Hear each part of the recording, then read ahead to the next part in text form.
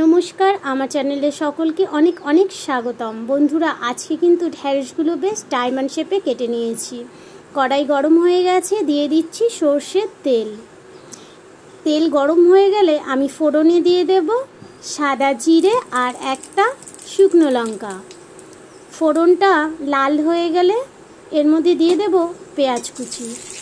একটা medium size পেঁয়াজ নিয়েছিলাম, আপনারা আপনাদের পরিমাণ মতো নিতে পারেন। পেঁয়াজগুলো বেশ লাল লাল করে ভেজে নেব। তো দেখুন, পেঁয়াজগুলো কিন্তু লাল লাল করে ভেজে নেওয়া হয়ে গেছে।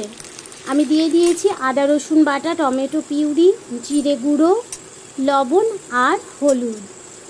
এবার এই মশলাটাকে ভালোভাবে কষে নেব। মশলা প্রায় কষা হয়ে গেলে এর মধ্যে দিয়ে দেব কাঁচা লঙ্কা। সবুজ এবং লাল আমি দুটোই ব্যবহার করেছি, আপনারা চাইলে সবুজটাও ব্যবহার করতে পারেন। আর একটুখানি দিয়ে দিয়েছি লঙ্কা গুঁড়ো। মশলাটা একটু কষিয়ে নিয়ে দিয়ে দিচ্ছি ডায়মন্ড শেপে কেটে রাখা ঢ্যাঁড়স।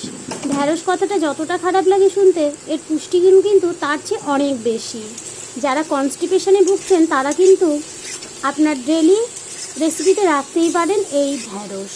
ঢ্যাঁড়স আপনি সেদ্ধ বা যেভাবে ইচ্ছে খেতে পারেন, আপনার কনস্টিপেশনে ভীষণ উপকারী।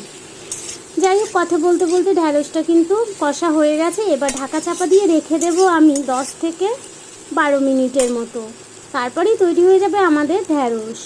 এই যে দেখুন কি সুন্দর ঢ্যাঁড়স থেকে জল বার হয়ে গেছে, আর এখানে খাওয়ার জন্য কিন্তু একদম প্রস্তুত আমাদের ঢ্যাঁড়স।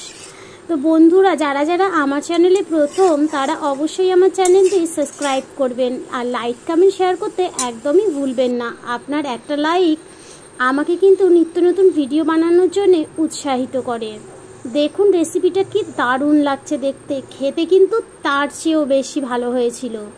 বিশ্বাস করুন, এই রেসিপিটি একবার খেলে বারবার খেতে মন চাইবে। রুটি বা ভাত সব কিছুর সঙ্গে দারুণ জমে। বন্ধুরা, ফিরে আসবো আরও নিত্য নতুন ভিডিও নিয়ে। সকলে ভালো থাকবেন, সুস্থ থাকবেন এবং আমার সঙ্গে থাকবেন। সকলকে ভিডিওটা দেখার জন্য ধন্যবাদ।